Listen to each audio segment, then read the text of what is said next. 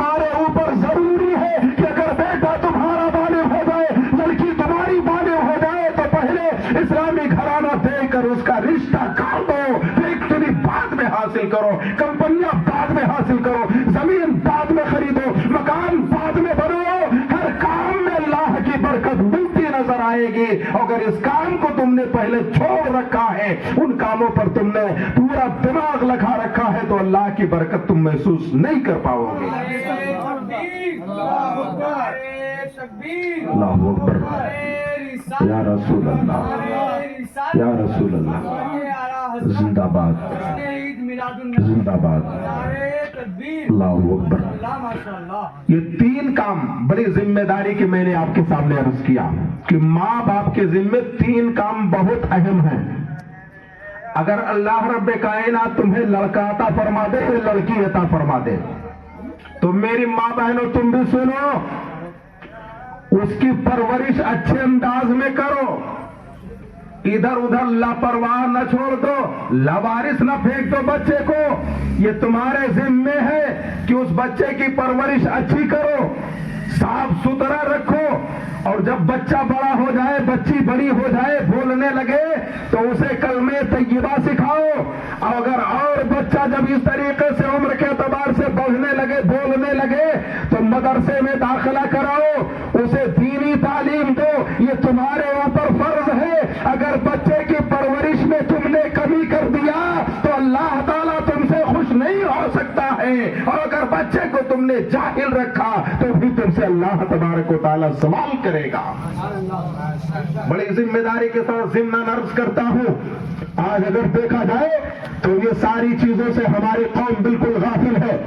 لڑکا تھوڑا سا آگے بڑھا عمر میں، فکر لگ گئی اب اس سے پیسہ کموایا جائے،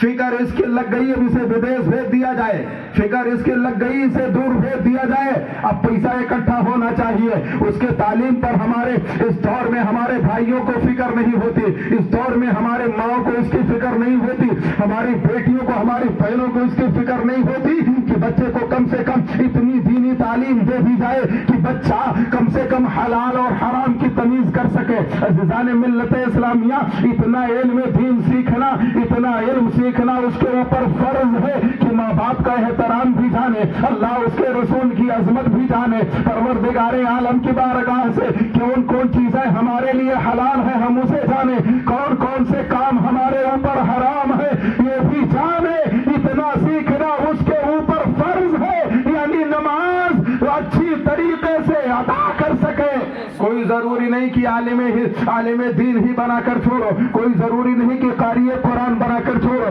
کوئی ضروری نہیں کہ حافظ قرآن بنا کر چھوڑو، اتنی تعلیم ضرور دے دو کہ اگر تمہارا لڑکا کسی تجارت میں جائے تو یہ جانے یہ تجارت جو ہم کر رہے ہیں یہ حلال ہے کہ حرام ہے۔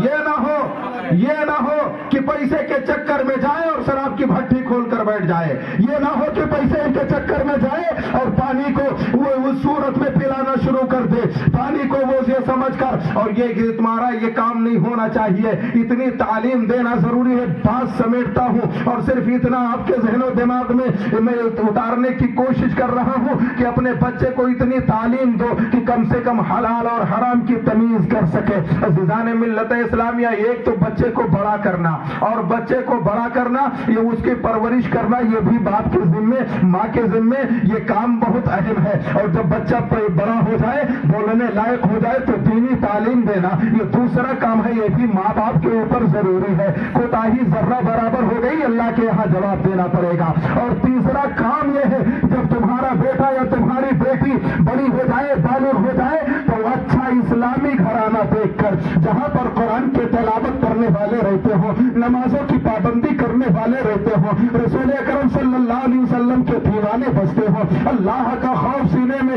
رکھنے والے ہوں، اپنی بیٹی کا رشتہ اسی گھر میں کرو۔ میرے آقا صلی اللہ علیہ وسلم ارشاد فرماتے ہیں، اس کا مال نہ دیکھو، اس کی دولت نہ دیکھو، اس کی پراپرٹی نہ دیکھو، اس کے جاہ و اجمل نہ دیکھو، بلکہ یہ دیکھو اگر اس کے اندر اگر دینی معاملات پائے جاتے ہیں تو اس کے مال کو، اس کے ساری چیز کو چھوڑ دو، دین اپنا لو، جس دین سے میرے مصطفیٰ نے پیار کیا ہے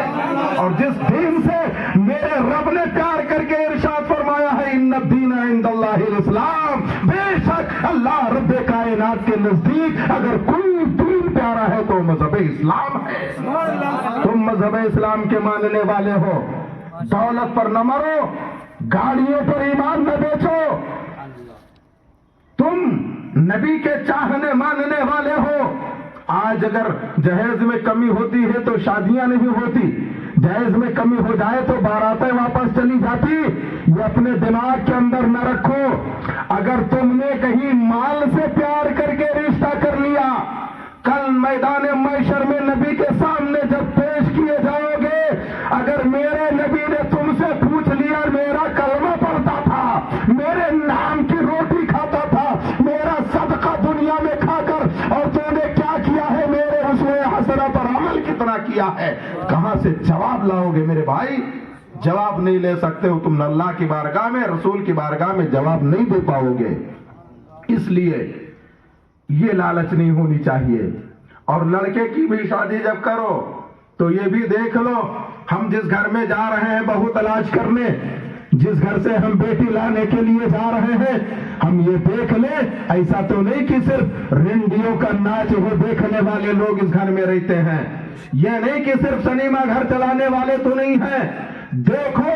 کہ مذہب اسلام سے پیار کرنے والے ہیں کہ نہیں۔ مگر آج اس دور میں دیکھا جاتا ہے، ایمان نہیں دیکھا جاتا، اس کی دولت دیکھی جاتی ہے، لڑکی کی پارسائی نہیں دیکھی جاتی بلکہ اس کی دولت دیکھی جاتی ہے، لڑکے کی تعلیم نہیں دیکھی جاتی بلکہ اس کا مال دیکھا جاتا ہے، اور اسی چکر میں لوگ بک جایا کرتے ہیں، ایمان بیچ دیا کرتے ہیں، اور یہ حال اس طریقے سے آج کا بن چکا ہے جن پر ہمیں کنٹرول ہونا چاہیے، روکنا چاہیے۔ ہم ان کاموں کو بڑے تیزی کے ساتھ کر رہے ہیں۔ میں نے بڑی ذمہ داری کے ساتھ ایک بات عرض کی ہے کہ اگر بچہ تمہارا بڑا ہو جائے تو اس کا رشتہ اسلامی گھرانے میں کرو۔ اسلامی گھرانے میں جب رشتہ